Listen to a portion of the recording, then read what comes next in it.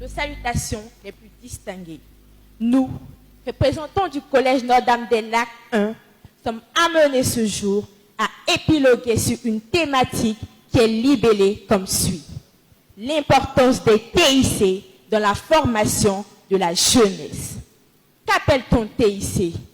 TIC est un acronyme désignant les technologies de l'information et de la communication. Dans son ouvrage Physique et microphysique, le penseur français Louis de Broglie disait, et je cite, « Dans l'œuvre de la science, l'homme a su montrer la force de son intelligence. » Fin de citation. Nous vivons aujourd'hui dans un monde globalisé, marqué par l'avènement des technologies de l'information et de la communication qui ont révolutionné la circulation de l'information et le partage du savoir. Ainsi, les TIC, par le biais de ces instruments, notamment le téléphone portable, l'Internet et l'ordinateur, ont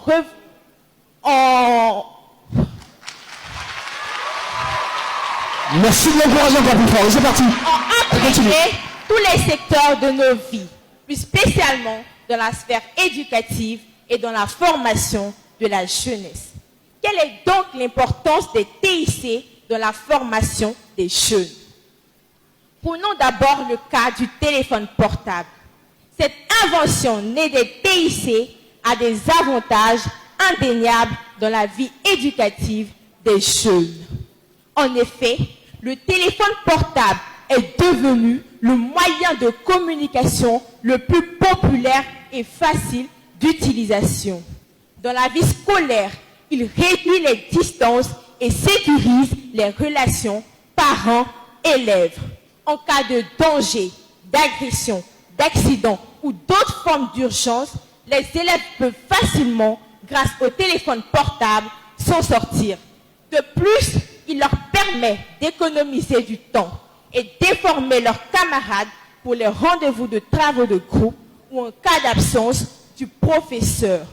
En un mot, le téléphone portable permet aux élèves de s'intégrer dans la...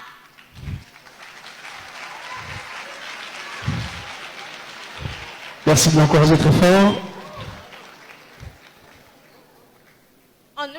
En un mot, le téléphone portable permet aux jeunes de s'intégrer dans la formation de la connaissance.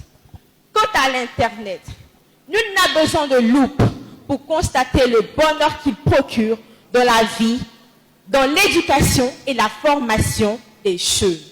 Cependant, étant donné que la répétition a une vertu pédagogique, il est de bonne loi de rappeler que l'Internet favorise les recherches rapides.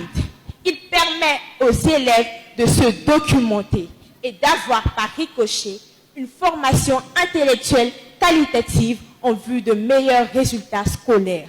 En outre, sous un angle plus général, l'Internet est un puissant moyen d'accéder à l'information et de se cultiver.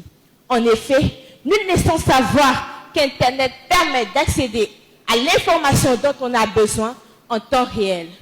L'actualité dans le monde, la découverte des peuples et des cultures exotiques peuvent s'obtenir avec une facilité et une efficacité ineffables. Grosso modo, l'Internet permet aux jeunes de gagner du temps dans l'acquisition de la connaissance.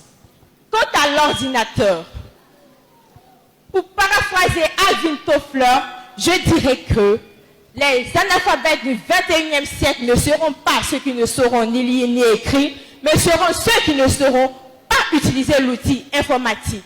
Cela peut signifier que la formation de la jeunesse est consubstantielle à la connaissance de l'outil informatique. En clair, la connaissance et la maîtrise de l'outil informatique s'imposent à la jeunesse dans le processus de l'acquisition du savoir en général et du savoir-faire en particulier, car nous tendons de plus en plus vers l'émergence d'une société de connaissance et de l'information. Je vous remercie. Mais voilà! Wow!